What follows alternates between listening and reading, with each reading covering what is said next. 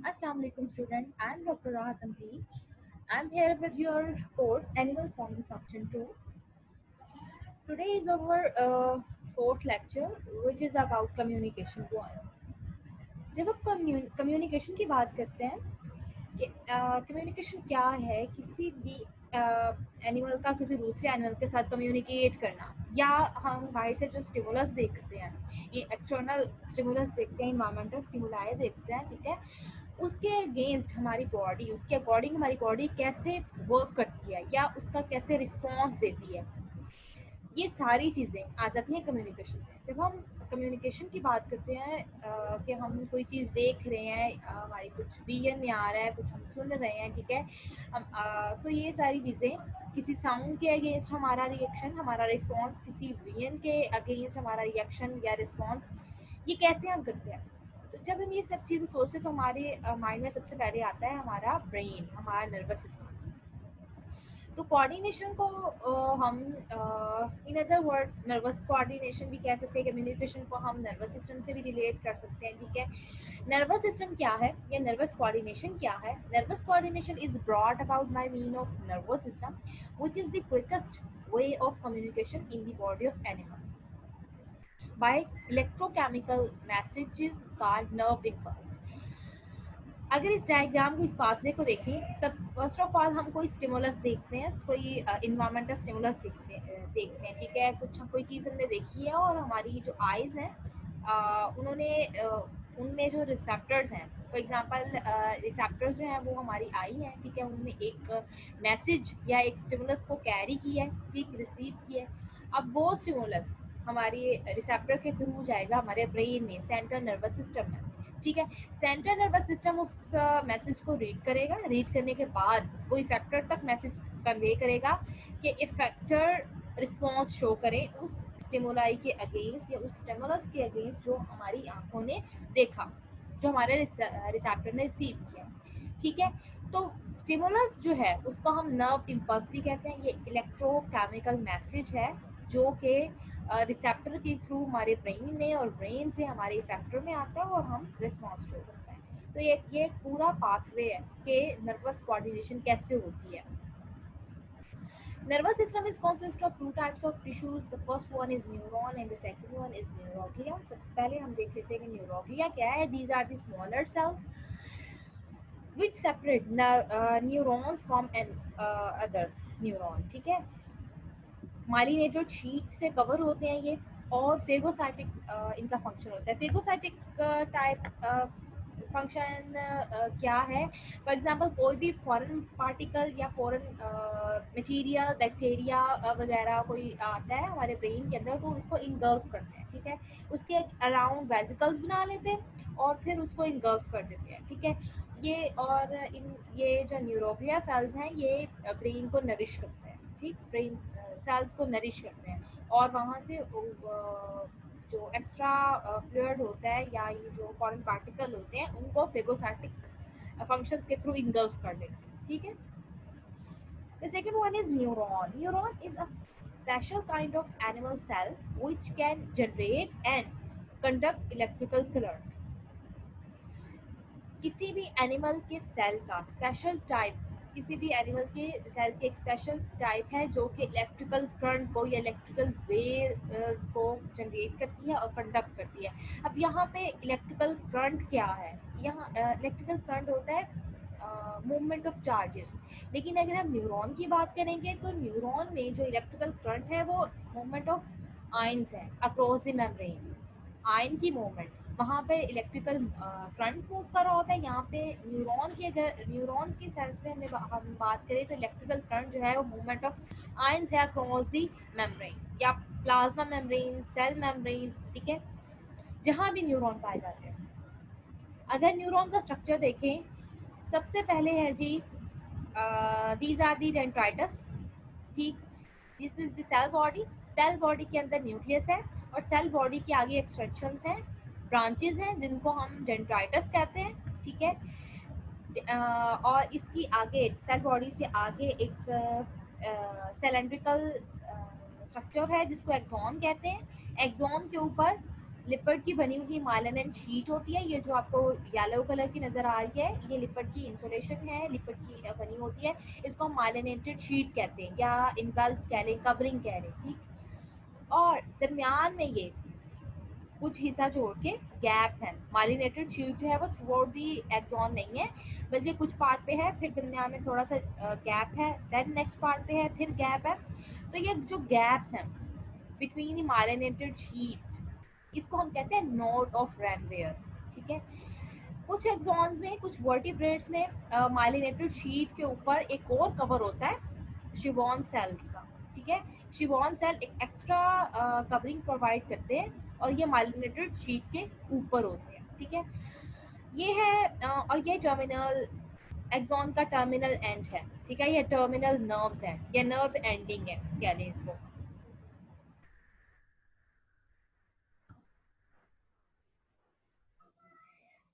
ये क्या करता है, जब एक न्यूरॉन काम करता है, कोई भी मैसेज आता है, तो ये जो न्यूरॉन के डेंड्राइटिक सेल्स हैं, न्यूरॉन के जो डेंड्राइटिक सेल हैं, ये कोई भी मैसेज को रिसीव करते हैं, ठीक है। रिसीव करने के बाद ये सेल बॉडी से होता है एक्सॉन में, और एक्सॉन के टर्मिनल एंड्स में चला जाता है। एक्सॉन एक न्यूरॉन। नेक्स्ट है जी types of neuron. Functionally there are three types of neuron: sensory neuron, interneuron, and motor neuron. The first one is which carry sensory information or incoming stimuli from environment. These neurons are located near the receptor organ or receptor organ like skin, eyes, ear.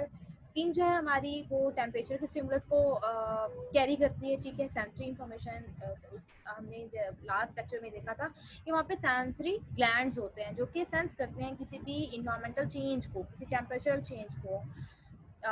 Cold ज़्यादा है, बाहर से सर्दी ज़्यादा है या गर्मी है, ये कुछ भी, ठीक है, उसको सेंस करती है और इंटरनल टेम्परेचर को मेंटेन करती है। आइज़ जो है वो विजन को सेंस करती हैं। एयर जो है वो हमारी साउंड को, ठीक है, हेयरिंग को कंट्रोल करते हैं, सेंस करते हैं। तो ये जो रिसेप्टर्स हैं, सेंसरी न्यूरॉन्स हैं, वो स्किन में, आइज़ में, ईयर्स में पाए जाते हैं।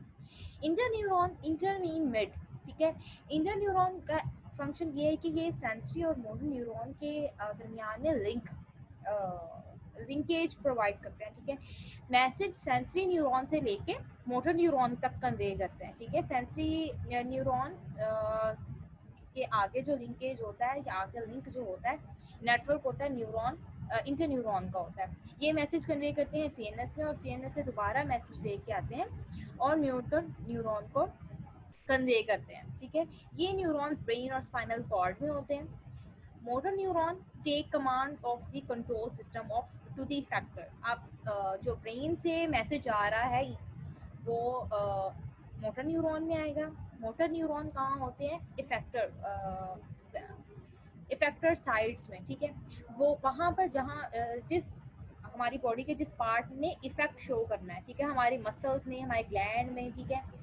फॉर एग्जांपल अगर हमें कोई किसी हमारा हाथ जो है वो लग गया किसी गर्म चीज़ पे, ठीक है, हम जो अपने हाथ को विड्रॉ करेंगे, उससे पीछे खींचेंगे, ठीक है, वो हमारा हाथ का पीछे खींचना मतलब हमारे मसल्स का कॉन्ट्रैक्ट करना, स्केच कर लेना अपने हाथ को, वो स्केचिंग जो है वो मोटर न्यूरॉन की वजह से होती है।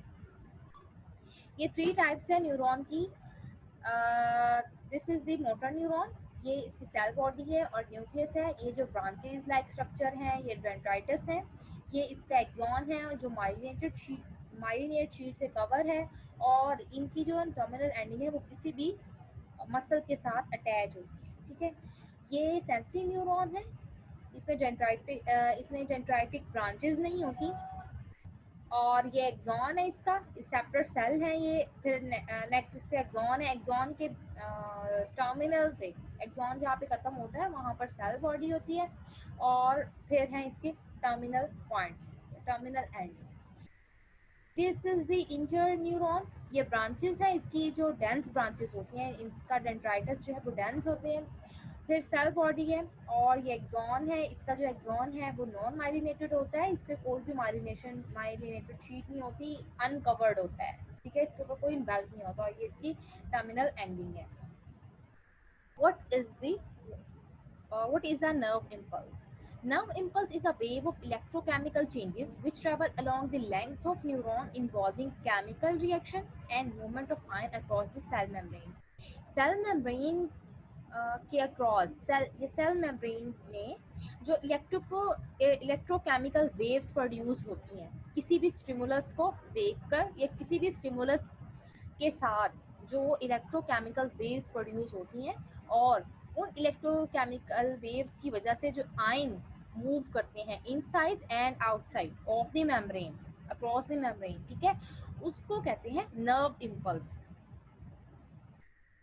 इलेक्ट्रिकल पोटेंशियल, इलेक्ट्रिकल करंट या इलेक्ट्रिकल पोटेंशियल जो है वो चार्जेस की मूवमेंट है, एक कैपेसिटी टू डू वर्क, ठीक है। अगर हम नर्व की बात करें, न्यूरॉन की बात करें, तो यहाँ पर आयन की जो मूवमेंट है, आयन की मूवमेंट की वजह से जो वर्क हुआ है, आयन नर्व इम्पल्स के आने की वजह से आयन जो है वो रश इन और आउट हुए हैं, ठीक है, उनके और जो एटीपी मॉलिक्यूल ब्रेक डाउन हुआ है उनकी मूवमेंट की वजह से, ये सारा जो है इलेक्ट्रिकल पोटेंशियल में आ जाता है। Electrical potential is a measure of capacity to do work, ठीक है।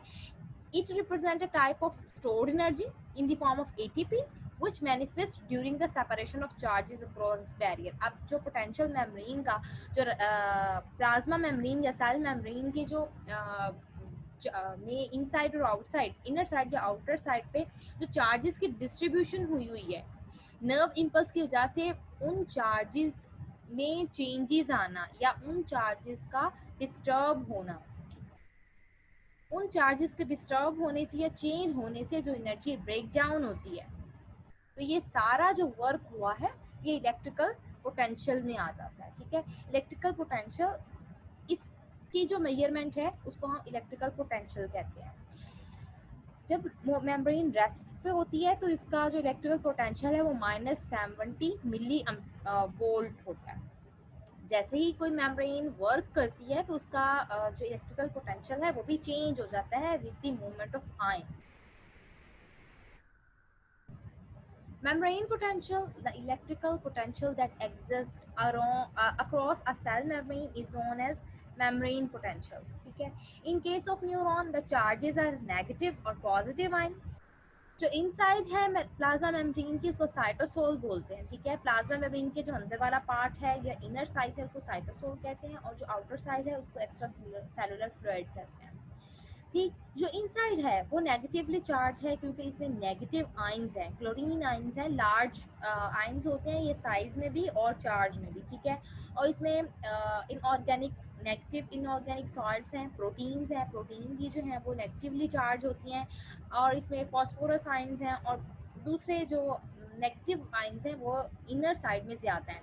दैट्स वाई जो प्लाज्मा मेम्ब्रेन की इनर साइड है वो नेगेटिवली चार्ज होती है, और जो आउटर साइड है उसमें सोडियम आयंस की कंसंट्रेशन ज़्यादा है, सोडियम और पोटेशियम की, तो आउटर साइड जो है वो पॉजिटिवली चार्ज होती है। Resting membrane potential, a typical neuron at rest is electrically more positive outside than inside the plasma membrane. The net difference in the charge between the inner and outer surface of a non-conducting neuron is called resting membrane potential or RMP। जब किसी भी neuron की जो plasma membrane है outer side पे वो positively charge हो और इनर साइड पे वो नेगेटिवली चार्ज हो, और कोई भी नर्व इम्पल्स, कोई भी इलेक्ट्रिकल पोटेंशियल, कोई भी उसे रश ना कर रहा हो या कोई भी कंडक्शन ना हो रही हो किसी भी नर्व इम्पल्स की, तो membrane is at rest stage, ठीक है। और इस स्टेज पे मेम्ब्रेन का जो पोटेंशियल होता है वो -70 मिली एम्पेयर होता है। 1 milliampere is equal to 1/1000, ठीक है। अगर हम इसको मिली को हटा के इसको अकेला वोल्ट में कहें, ठीक है, ये जो -70 है अगर हम इसको मिली को हटा दें और अकेला वोल्टेज में इसको लिखना चाहें, अकेला वोल्ट में लिखना चाहें, तो हम इसको डिवाइड कर देंगे 1000 के साथ, ठीक है, तो ये आ जाएगा -0.07 volt. This is the resting membrane potential. ये जो डायग्राम है ये प्रेजेंट कर रही है कि एट रेस्ट जो मेम्ब्रेन का आउटर साइड है वो पॉजिटिवली चार्ज है। ये जो आपको पर्पल कलर के ब्लैक कलर के नज़र आ रहे हैं बीड लाइक स्ट्रक्चर, ये इसको रिप्रेजेंट किया गया है, ये रिप्रेजेंट करते हैं सोडियम आयन को। ठीक है, सोडियम आयन का जो वोल्टेज है वो 450 मिली एम्पेयर है और पोटेशियम जो है वो 20 मिली एम्पेयर इसका जो डायमीटर है, सॉरी, पोटेशियम का वो 20 मिलीमीटर है और जो सोडियम है उसका 450 मिलीमीटर है। ठीक है, तो as compare to potassium, sodium जो है वो डायमीटर में, वॉल्यूम में और चार्ज में हैवी है। ठीक है, तो आउटर साइड में जो सोडियम आयन है उनकी कंसंट्रेशन ज़्यादा है, तो आउटर साइड जो है, अब क्योंकि उसका जो डायमीटर है, उसका जो वोल्टेज है वो भी ज़्यादा है एज कम्पेयर टू पोटेशियम, तो जो आउटर साइड है वो ज़्यादा पॉजिटिवली चार्ज है। अगर इनर साइड पे देखें तो ये येलो कलर के हमें नज़र आ रहे हैं, these are the potassium ion. तो पोटेशियम आयन इनर साइड में ज़्यादा है। ठीक है, लेकिन इनका जो वोल्टेज है, इनका जो वॉल्यूम है वो as compare to sodium ion कम है। और दूसरा, इनमें inside the membrane calcium ions भी हैं, सॉरी, प्रोटीन्स भी हैं जो कि नेगेटिवली चार्ज हैं। तो as compare to outer side, inner side जो है वो नेगेटिवली चार्ज होती है। यहाँ पे आपको नेगेटिव चार्ज नज़र आ रहे होंगे और यहाँ पे आपको पॉजिटिव चार्ज नज़र होंगे। ये हैं जी पोटेशियम और सोडियम पम्प्स और ये हैं जी पोटेशियम चैनल्स। पोटेशियम चैनल्स में से रेस्टिंग पोजीशन पे भी लीकेज होता रहता है। ठीक है, पोटेशियम आयन अंदर और बाहर रश इनफ्लक्स और आउटफ्लक्स इसका होता रहता है, ये रश इन और आउट करते रहते हैं। ठीक है, लेकिन सोडियम और पोटेशियम पंप्स जो हैं ये तब ही मूव करेंगे जब एटीपी का मॉलिक्यूल ब्रेक डाउन होगा। ठीक है, और जब ये तब कब होगा, जब मेम्ब्रेन रेस्टिंग स्टेज से एक्शन स्टेज में आ जाएगी। ठीक है, अभी ये जो डायग्राम है ये रिप्रेजेंट कर रही है रेस्टिंग स्टेज को। ठीक, और इसका जो वोल्टेज है वो -70 मिली एम्पेयर या -0.7 वोल्ट है। These are the factor involving the resting membrane potential। जैसे कि हमने देखा सोडियम पोटेशियम पंप थे, लीकेज ऑफ सोडियम आयन था, नेगेटिवली चार्ज आयन्स थे। सोडियम पोटेशियम पंप में रेस्ट कंडीशन में सोडियम आयन की कंसंट्रेशन जो है वो 10 टाइम्स हायर होती है एट आउटर साइड में जो सोडियम आयन है वो 10 गुना ज़्यादा होते हैं एज कम्पेयर टू इनसाइड। ठीक, these are very active pump located in the cell membrane of the neuron, driven by the subletting of ATP. These pumps actively transport 3 sodium ion out for every 2 potassium ion inside the neuron। अब ये क्या करते हैं, जब एक ATP का molecule break down होता है तो 3 सोडियम आयन अंदर बाहर जा रहे होते हैं और 2 पोटेशियम आयन अंदर आ रहे हैं। अब यहाँ पे पहले ही सोडियम की जो अमाउंट है वो कम है। ठीक है, सोडियम का अमाउंट यहाँ पे पहले ही कम है, लेकिन जब एटीपी मॉलिक्यूल ब्रेक डाउन होता है तो जो सोडियम आयन यहाँ पे है वो मजीद बाहर की तरफ जाना शुरू कर देते हैं और 3 सोडियम के आयन बाहर जाएंगे और 2 पोटेशियम के आयन अंदर आएंगे। ठीक है, पोटेशियम तो पहले ही जो है तो पॉजिटिवली चार्ज, लेकिन उसकी जो वेलोसिटी है, उसका जो चार्ज है वो कम है as compare to sodium. Next है जी negative organic ions. The large negative calcium ion and organic ions such as protein, organic acid are much more inside than outside. This makes the inside of neuron directly be more negative. Plasma membrane leakage of potassium ion. Plasma membrane of a neuron is virtually impermeable to all ion except the potassium which leak out of the cell। Plasma membrane resting position पे सब जितने भी उसके अंदर ion है, sodium है, proteins हैं, inorganic salts हैं, इनऑर्गेनिक एसिड्स हैं, उन सब के लिए इम्परमिएबल है रेस्टिंग स्टेज में। लेकिन सॉरी, परमिएबल है, वो किसी को भी अंदर या बाहर नहीं आने देती, जहाँ पे जो है वो वहीं पे रहेगा। लेकिन वो पोटेशियम आयन्स के लिए इम्परमिएबल है, वो रेस्टिंग स्टेज पे भी लीक आउट होते रहते हैं। The loss of this positive ion from the neuron by diffusion also account for maintaining the membrane potential। और membrane की negativity को maintain रखते हैं, negativity maintain रहेगी inside में तो membrane का potential भी maintain रहेगा। These are the sodium potassium pump जब एक ATP का मॉलिक्यूल ब्रेक डाउन होता है, 3 सोडियम आयन बाहर और 2 कैल्शियम आयन, 2 पोटेशियम आयन अंदर आते हैं। This is the next phase, active membrane potential. जब कोई नर्व इम्पल्स आता है, ठीक है, a nerve impulse is initiated by appropriate stimulus called the threshold stimulus. Threshold stimulus क्या है, इसकी डेफिनेशन क्या है, अ पोटेंशियल और a stimulus, sorry a stimulus that is strong enough to start a nerve impulse is called threshold stimulus. दोबारा से note कर लें, a stimulus that is strong enough to produce or generate a nerve impulse is called threshold stimulus. Threshold stimulus क्या करेगा, nerve impulse को initiate करेगा। Such a stimulus results in a remarkable localized change in the resting membrane potential, which is replaced by a new potential called the active membrane potential or action potential. जैसे ही nerve impulse start होगा, nerve impulse क्या है, wave of electrical current या waves of wave of electrical current है जो कि membrane across the membrane ions को disturb कर देती है, ठीक है, अक्रॉस द मेम्ब्रेन आयंस को मूव करती हैं, ठीक है। यही हमने देखा था ना पीछे इलेक्ट्रिकल मूवमेंट में, एक्शन इलेक्ट्रिकल पोटेंशियल में। तो जब नर्व इम्पल्स आएगी तो जो मेम्ब्रेन है, प्लाज्मा मेम्ब्रेन या सेल मेम्ब्रेन जो भी है, वो क्या करेगी, रेस्टिंग फेज से मूव करेगी, एक्शन पोटेंशियल स्टेज में आ जाएगी, या एक्टिव मेम्ब्रेन पोटेंशियल इसको कहते हैं। This change of a for a brief instant, perhaps for a few milliseconds, due to the reversal of charges at the stimulated side of the neurolema. Neurolema क्या है, axon की sheet या axon की बाहर वाली कवरिंग को न्यूरोलेमा कहते हैं। ये चेंज अब कहाँ आती है, नर्व इम्पल्स कहाँ पे रश करता है, न्यूरोलेमा पे। न्यूरोलेमा क्या है, एक्सॉन की लेयर को कहते हैं, बाहर वाली लेयर को, आउटर कवरिंग को, ठीक है।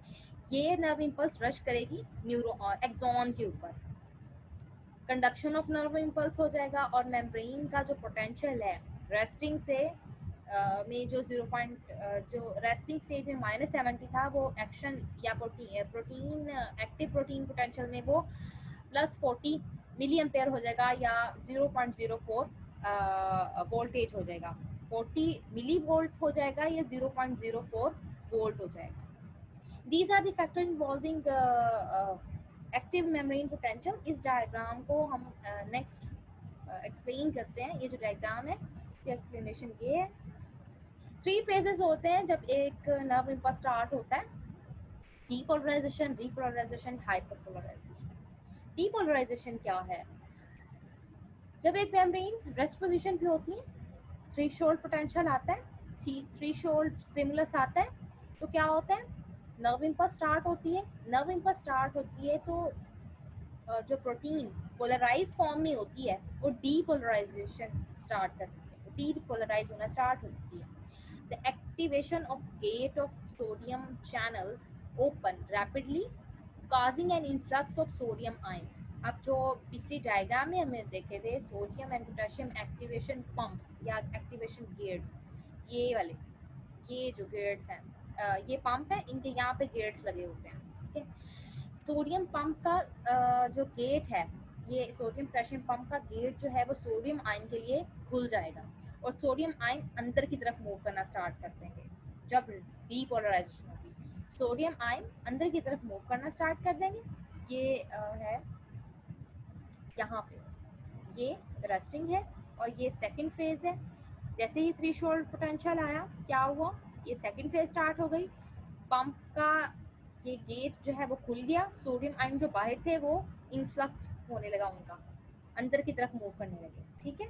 फिर क्या हुआ, rising the phase of action potential, ठीक है, और ये 3 स्टेज है, और यहाँ पे थर्ड पॉइंट देखिए, जब पीक पे चला जाता है नर्व इम्पल्स, तो क्या होता है, नेगेटिव आयन बाहर ज़्यादा हो जाते हैं, क्योंकि सोडियम जो है वो अंदर की तरफ ज़्यादा मूव कर रहे हैं ना, तो सोडियम के अंदर की तरफ ज़्यादा मूव करने की वजह से जो अंदर वाली नेगेटिवली चार्ज प्रोटीन है वो पॉजिटिव, उधर पॉजिटिव चार्ज ज़्यादा हो जाता है, क्योंकि सोडियम आयन अंदर की तरफ ज़्यादा मूव कर रहे हैं, तो बाहर क्योंकि सिर्फ पोटेशियम रह जाते हैं, और सोडियम आयन की कंसंट्रेशन कम हो जाती है। दैट्स वाई जो अंदर वाला पार्ट है वो पॉजिटिव हो जाते हैं as compare to outer side जो है वो नेगेटिवली चार्ज हो जाता है। फिर क्या होता है, एक्शन पोटेंशियल कम होना स्टार्ट हो जाता है। पीक पे पहुंच के एक्शन पोटेंशियल कम होना स्टार्ट हो जाता है। ये जो आपको ग्रीन सी लाइन नजर आ रही है, ठीक है। फोर्थ पॉइंट ये वाला क्या होता है, falling phase of the action potential. फिर फिर ये गेट्स बंद हो जाते हैं। ये जो गेट खुल गया था ना यहाँ पे सोडियम के लिए यहाँ पे, लेकिन यहाँ पे जाके ये बंद हो गया। क्या होगा, पोटेशियम गेट्स खुल जाएंगे, ठीक है। इस फेज में जब एक्शन पोटेंशियल लो डाउन होना स्टार्ट हो रहा है तो सोडियम गेट बंद हो गए, पोटेशियम गेट ओपन हो गए। अब जो अंदर की तरफ इनसाइड जो पोटेशियम थे, सोडियम तो अंदर ही रहेंगे, जो पोटेशियम थे वो बाहर निकलना स्टार्ट कर देंगे, ठीक है। इस मेम्ब्रेन से बाहर निकलना स्टार्ट कर देंगे इन गेट से, ठीक। फिर क्या होगा, फिफ्थ स्टेप है, बहुत ज़्यादा पोटेशियम आयन जो है वो बाहर की तरफ मूव करेंगे, ठीक। इतने ज़्यादा मूव करेंगे जो अंदर की साइड है वो पॉजिटिव से नेगेटिव हो जाएगी और बाहर वाली दोबारा से पॉजिटिव हो जाएगी।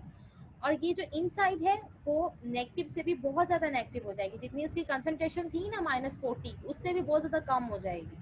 सॉरी -40 +40, उससे भी वो बहुत ज़्यादा नेगेटिव हो जाएगी। उसका पोटेंशियल जो है वो बहुत ज़्यादा नीचे चला जाएगा, ठीक है।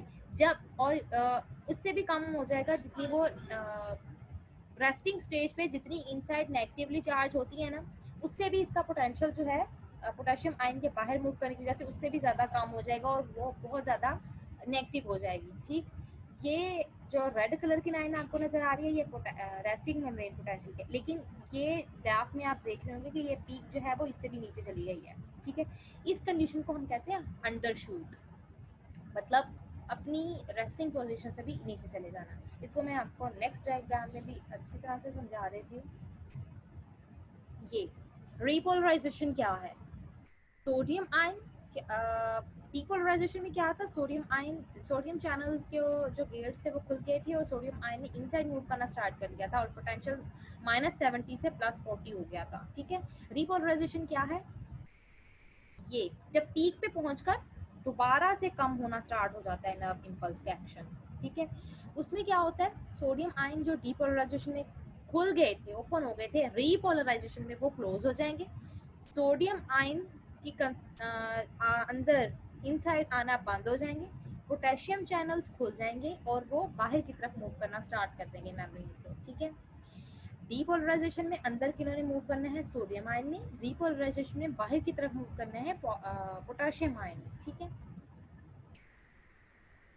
फिर एक स्टेज आएगी जब पोटेशियम आयन बाहर की तरफ मूव करेंगे तो अंदर की जो इनसाइड ऑफ मेम्ब्रेन जो है वो नेगेटिवली चार्ज हो जाएगी, ठीक है। और नेगेटिवली चार्ज होती होती इतनी हो जाएगी नेगेटिव चार्ज के वो रेस्टिंग पोजीशन पे पहुंच जाएगी, ठीक है। लेकिन पोटेशियम आयन के जो चैनल्स हैं वो खुले रहेंगे और पोटेशियम आयन जो है वो बाहर मूव करते रहेंगे, ठीक। और लीकेज ऑफ पोटेशियम ज़्यादा हो जाएगा और जो इनसाइड ऑफ मेम्ब्रेन है वो मोर नेगेटिव हो जाएगी, इतनी नेगेटिव हो जाएगी कि के रेस्टिंग पोटेंशियल पे जितनी वो सेट है उससे भी उसकी नेगेटिविटी बढ़ जाएगी। जब ये ग्राफ यहाँ पर लो डाउन हो जाता है तो इस स्टेज को हम कहते हैं हाइपर पोलराइजेशन। हाइपर कहते हैं किसी चीज़ की ज्यादती को, ठीक है। तो हाइपर पोलराइजेशन, रीपोलराइजेशन मतलब दोबारा रिपोलराइजेशन हो रही है, हाइपर मतलब पोलराइजेशन बहुत ज्यादा हो गई है, ठीक है। तो इस स्टेज पे जब प्रोटीन आती है, इस स्टेज पे जब मेम्ब्रेन आती है तो कोई भी स्टिमुलस दोबारा से एक्शन पोटेंशियल को स्टार्ट नहीं कर सक रहा होता, और ये भी सिर्फ फ्यू मिली सेकेंड के लिए होता है, ठीक है। इस स्टेज पे कोई भी नर्व इम्पल्स दोबारा से स्टार्ट नहीं होती कुछ सेकंड के लिए। दोबारा से ये कंडीशन क्या होती है, मेंटेन होती है और मेम्ब्रेन रेस्टिंग पोटेंशियल पे आ जाती है और अपनी पोजीशन को अपने आयंस को बैलेंस कर लेती है और दोबारा से नर्व इम्पल्स स्टार्ट होती है किसी भी स्टिमुलस से। नेक्स्ट है जी हाइपोपोलराइजेशन, जो कि मैंने आपको डिटेल से बता दिया। जब कंटिन्यूस आउटफ्लो होता रहे सोडियम आयंस का सॉरी पोटेशियम आयन का तो जो मेम्ब्रेन है वो मोर नेगेटिव हो जाती है, इसको हाइपरपोलराइजेशन कहते हैं, और इस फेज को हम अंडरशूट भी कहते हैं। और इसमें एक पीरियड आता है रिफ्रैक्टरी पीरियड, जहाँ पर न्यूरॉन इनसेंसिटिव हो जाते हैं और वो कोई किसी भी स्टिमुलस को सेंस नहीं कर रहे होते। ठीक है, कोई भी नर्व इम्पल्स फ्यू मिली सेकेंड के लिए एक्शन पोटेंशियल को ट्रिगर नहीं कर सकता एक्सॉन के ऊपर। This is the propagation of nerve impulse. Action potential that develops locally spread over the entire neurolemma is called the propagation of nerve impulse। जब भी कोई नर्व एक्शन पोटेंशियल आता है या कोई नर्व आता है तो पूरे एक्सॉन के ऊपर through out the length move करता है। ठीक है, ये जंप करते हुए मूव करता है। पहले ये कहाँ पे जंप करता है? जो उसके नोड ऑफ रैनवेयर होते हैं। ठीक है, नोड एक्सॉन का जो नोड ऑफ रैनवेयर होता है, जहाँ पे माइलिनेटेड शीर होती है, वहाँ पर नर्व जो है वो मूव नहीं करती। ठीक है, जहाँ पर गैप है, जहाँ पर गैप है न्यूरॉन के दरमियान में, माइलेट शीट के दरमियान में जहाँ पे गैप है, उस पॉइंट को नोड ऑफ रैनवेयर कहते हैं। ये वाला गैप, ये माइलिनेटेड शीट है, लेकिन ये जो जंक्शन, ये जो गैप्स हैं, यहाँ पर नर्व इम्पल्स जंप करके मूव करता है। ठीक है, तो वो पार्ट जहाँ पर नर्व इम्पल्स आया है, वहाँ पे एक्शन पोटेंशियल स्टार्ट हो जाता है। मेम्ब्रेन की रेस्टिंग फेज चेंज होकर एक्शन फेज में आ जाती है। आउटर साइड नेगेटिवली चार्ज हो जाती है और इनर साइड जो है वो पॉजिटिवली चार्ज हो जाती है। बाकी जो अगला वाला हिस्सा है, वहाँ जहाँ पर अभी नर्व इम्पल्स पहुँचा नहीं होता, वो पॉजिटिवली आउटर साइड होती हैं और नेगेटिवली इनर साइड होती हैं। फिर यही नर्व एक्शन पोटेंशियल या नर्व इम्पल्स जब जंप करके अगले वाले पार्ट पे जाता है, तो वो इसके आयन की कंसंट्रेशन को चेंज कर देता है। बाहर नेगेटिव चार्जेस आ जाते हैं और अंदर जो है वो पॉजिटिव चार्जेस आ जाते हैं, और खुद ये वाला जो पार्ट है वो रिपोलराइजेशन में चला जाता है। जैसे कि ये है, ये रिपोलराइज हो गया, ये डीपोलराइजेशन हो गया, ये पोलराइज है। ठीक है,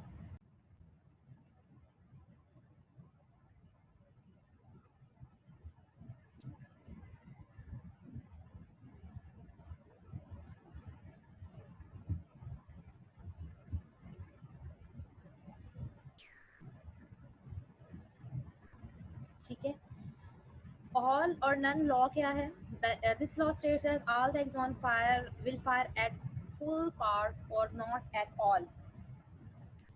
ऑल और नन लॉ में ये है कि जो एक्सॉन है वो अपनी फुल पावर के साथ एक्शन पोटेंशियल को फायर करेगा। ठीक है, फुल पावर के साथ उसके ऊपर एक्शन पोटेंशियल मूव करेगा along the length. A nerve is usually stimulated at the dendrite or cell body, and resulting action potential is uh, uh, generated anew in a sequence along the axon to other end of the cell until it reach the synapse। synapse क्या है? एक neuron का दूसरे neuron के साथ attach होना।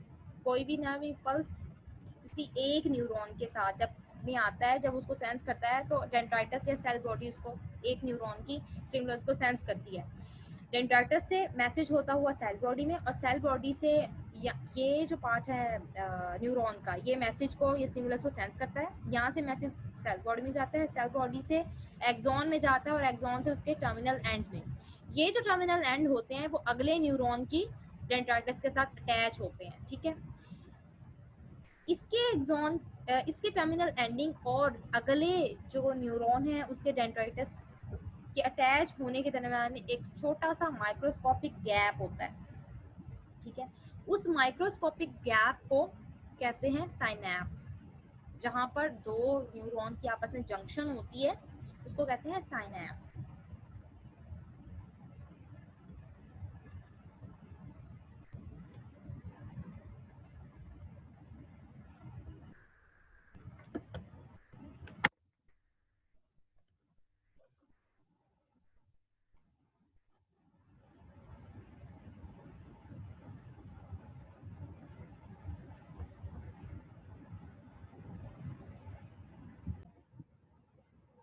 What is synapse?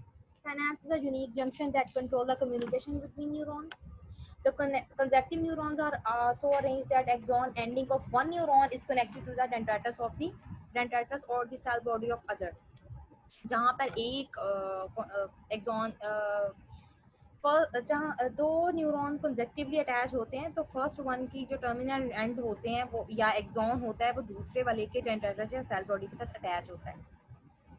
There is no cytoplasmic connection between, but there is a microscopic gap at these points. This is which is called the synapse. और synapse के point पे chemical messenger होते हैं जिनको हम न्यूरोट्रांसमीटर्स कहते हैं.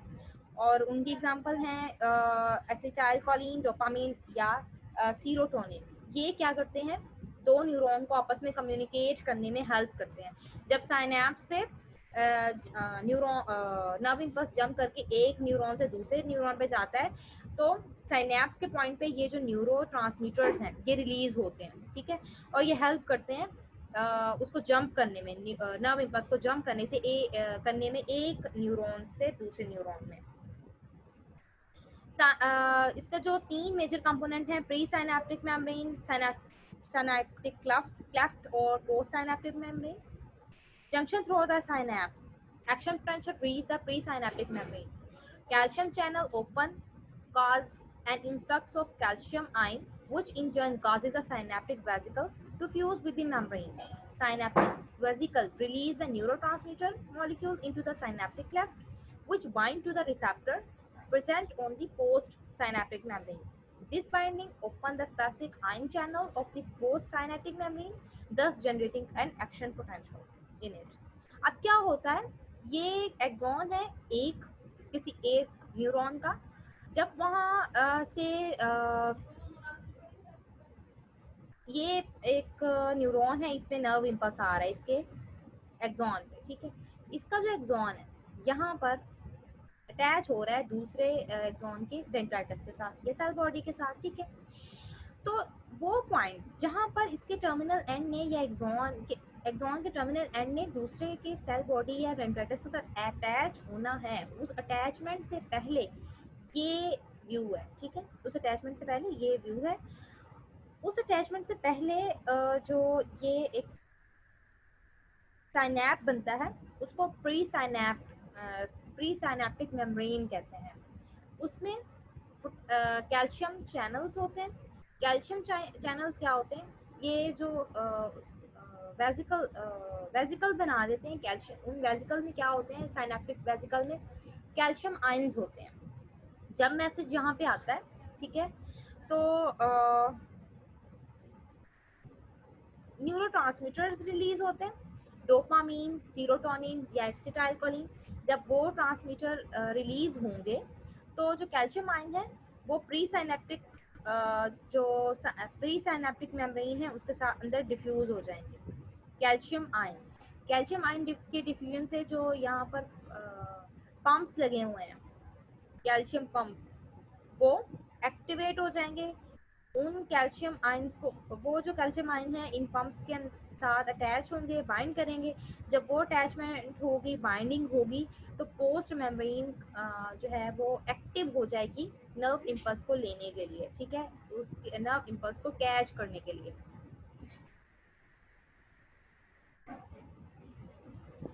कंडक्शन किसी भी न्यूरॉन के ऊपर से जो नर्व इम्पल्स की कंडक्शन होती है वो फास्टर है या स्लोअर है, ये डिसाइड करता है, ये डिपेंड करता है किसी भी जो न्यूरॉन है उसका जो एक्सॉन है वो कितना उसका डायमीटर है, उसका वो थिक है या थिन है.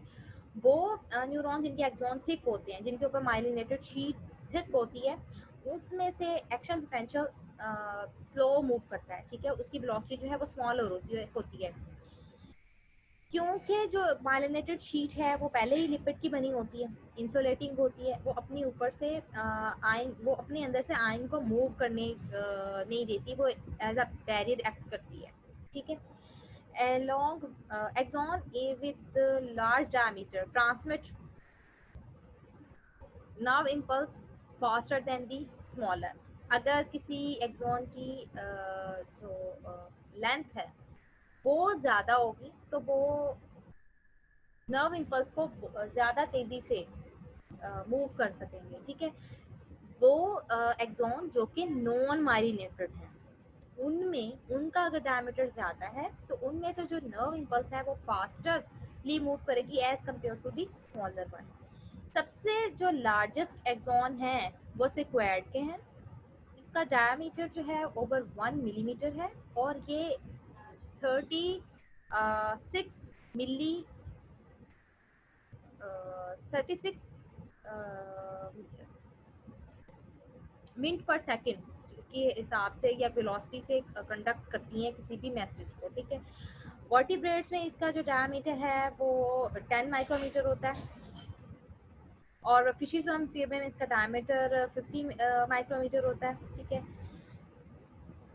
एक्सॉन की लेंथ के साथ साथ डिपेंड करता है कि उसमें जो माइलिनेटेड शीट है वो कितनी थिक है, ठीक है। माइलिनेटेड शीट जैसे कि मैं आपको पहले बता चुकी हूँ कि वो लिपिड की बनी होती है, वो एज ए इंसुलेटर काम करती है और वो अक्रॉस मेम्ब्रेन आयन की मूवमेंट को रोक लेती है, स्टॉप कर लेती है। जहाँ पर आयन नहीं मूव करेंगे वहाँ पर नर्व इम्पल्स भी कंडक्ट नहीं हो सकेगी, ठीक है।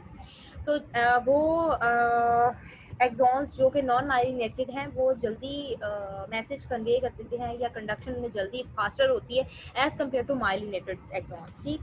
और जो एक्शन पोटेंशियल है वो जंप करता है फ्रॉम नोड टू नोड, ठीक है। ये जो नोड ऑफ रैनबियर है यहाँ से एक्शन पोटेंशियल मूव करेगा क्योंकि माइलिनेटेड शीट तो इसको कंडक्ट नहीं होने देती ना। तो सेल बॉडी से जब एक्शन पोटेंशियल आएगा, ये नर्व इम्पल्स आएगा तो ये जंप करके नोड ऑफ रैनबियर से आगे आगे मूव करेगा और टर्मिनल एंड पे पहुंच जाएगा, ठीक है। इसकी जो जंपिंग है उसको हम कहते हैं साल्टेटरी कंडक्शन, ठीक है। जंपिंग कंडक्शन या साल्टेटरी कंडक्शन। नेक्स्ट है जी रिफ्लेक्स एक्शन। रिफ्लेक्स एक्शन से पहले मैं आपको एक वीडियो दिखा देती हूँ जिससे आपको एक्शन पोटेंशियल की ज़्यादा अच्छी से समझ आ जाएगी, ठीक है। आप इस वीडियो को देखें। आई होप कि आप लोगों को ये वीडियो देख के ज़्यादा अच्छे से समझ आ जाएगी कि कैसे मेम्ब्रेन मूव करती है।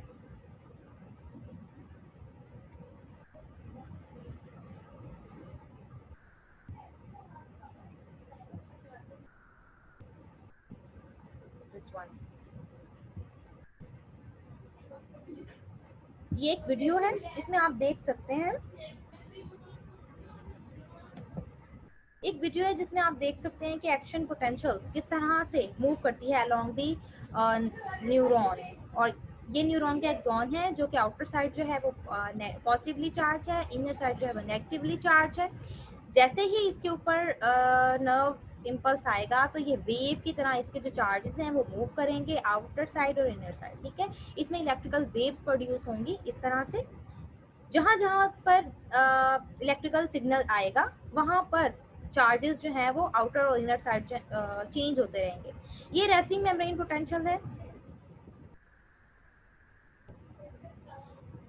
आउटर साइड जो है वो positive negatively charge sorry outer side जो है उधर नेगेटिव जो सोडियम आयंस हैं उसकी कंसंट्रेशन ज़्यादा है as compare to inner side. Inner side में कैल्शियम आयंस होते हैं जो कि लार्ज होते हैं और नेगेटिवली चार्ज होते हैं। इनर साइड इनकी वजह से नेगेटिवली चार्ज होती है। ये पोटाशियम सोडियम चैनल्स हैं, ठीक।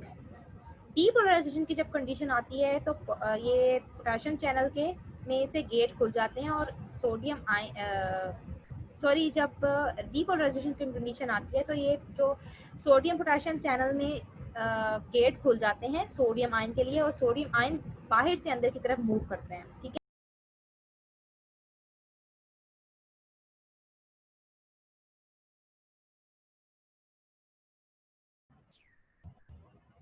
ठीक है स्टूडेंट्स, हम लोग बात कर रहे थे रेस्टिंग मेम्ब्रेन पोटेंशियल की। जब मेम्ब्रेन रेस्ट कंडीशन में होती है तो इसकी जो आउटर साइड है वो पॉजिटिवली चार्ज होती है क्योंकि उसमें सोडियम आयन की कंसंट्रेशन ज़्यादा होती है, ठीक है।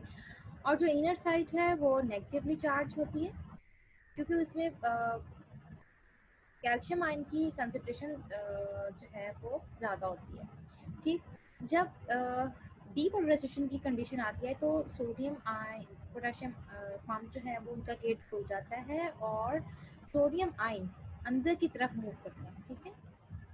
और ये इनसाइड जो है वो पॉजिटिवली चार्ज हो जाती है और आउटर साइड जो है वो नेगेटिवली चार्ज हो जाती है। इसी तरह जब रीपोलराइजेशन की कंडीशन आती है तो पोटेशियम पंप खुल जाते हैं और अंदर की तरफ से पोटेशियम आयन बाहर की तरफ मूव करता है। ठीक है, इस कंडीशन को हम कहते हैं रीपोलराइजेशन। ठीक है, रीपोलराइजेशन जब कंडीशन होती है तो अंदर की तरफ नेगेटिवली चार्ज हो जाती है। इसी तरह जब पोटेशियम आयन अंदर बाहर की तरफ ही मूव करते रहते हैं, ठीक है, बाहर की तरफ ही जो पोटेशियम आयन है वो मूव करते रहते हैं और जो इनसाइड है वो इतनी ज़्यादा नेगेटिव हो जाती है कि कोई भी नर्व इम्पल्स कि उसका जो नेगेटिविटी है वो रेस्टिंग मेम्ब्रेन पोटेंशियल से भी लो चली जाती है। ठीक है, उसकी जो नेगेटिविटी है वो रेस्टिंग मेम्ब्रेन पोटेंशियल पे जो उसका पोटेंशियल था ना रेस्टिंग कंडीशन पे, उससे भी पोटेंशियल उसका कम चला जाता है, उसका वोल्टेज उससे भी कम चला जाता है। उस कंडीशन को हम कहते हैं हाइपर पोलराइजेशन। ठीक है, इस कंडीशन को हाइपर पोलराइजेशन कहते हैं। इस कंडीशन में कोई भी जो स्टिमुलस है वो दोबारा से एक्शन पोटेंशियल कुछ मिली सेकेंड के लिए कोई भी एक्शन पोटेंशियल कोई भी स्टिमुलाई जो है वो नर्व इम्पल्स प्रोड्यूस नहीं कर सकता। ठीक है, इस पीरियड को हम कहते हैं रिफ्रैक्टरी पीरियड। ऐसा स्ट्रॉन्ग पीरियड या ऐसा पॉइंट जहाँ पर कोई भी स्टिमुलस नर्व इम्पल्स को दोबारा से एक्साइट ना कर सके। ठीक, रिफ्रैक्टरी पीरियड गुजरने के बाद ये कुछ सेकंड मिली सेकंड के लिए होता है। ठीक है, सेकंड का भी मिली पार्ट। ठीक है, और दोबारा जब हाइपरपोलराइजेशन की कंडीशन कम होते होते मेम्ब्रेन रेस्टिंग पोटेंशियल पे चली जाती है तो इसका वही पॉजिटिव बाहर वाला जो पार्ट है वो नेगेटिव पॉजिटिव हो जाते हैं और अंदर वाला नेगेटिव हो जाता है। ठीक है,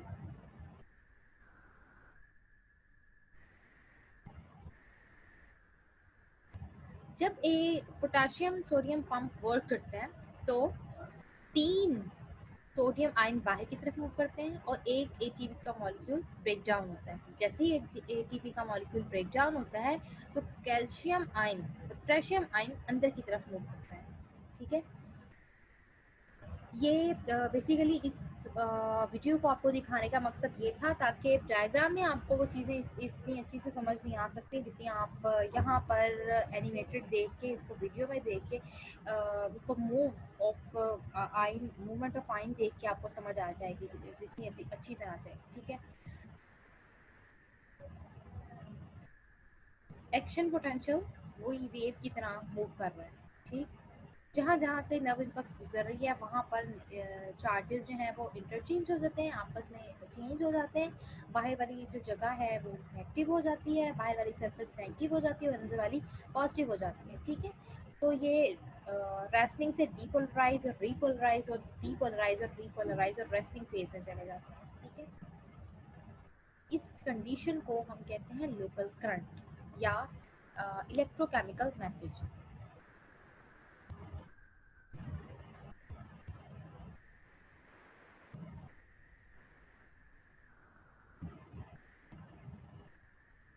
तो ये था आपका एक्शन पोटेंशियल के बारे में। नेक्स्ट है जी, आई होप कि आप लोगों को समझ आ गई होगी वीडियो से भी और मेरी एक्सप्लेनेशन से भी। नेक्स्ट है जी रिफ्लेक्स एक्शन।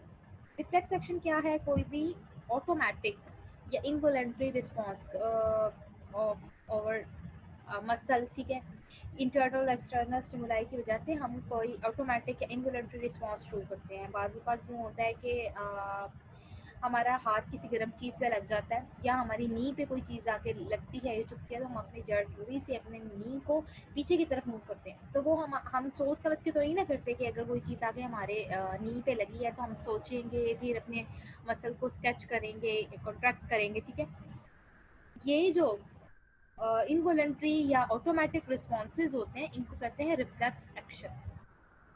इसकी डेफिनेशन देख लेते हैं। Reflex actions are automatic involuntary responses which occur either due to internal or external stimuli. इसकी एग्जांपल्स हैं नी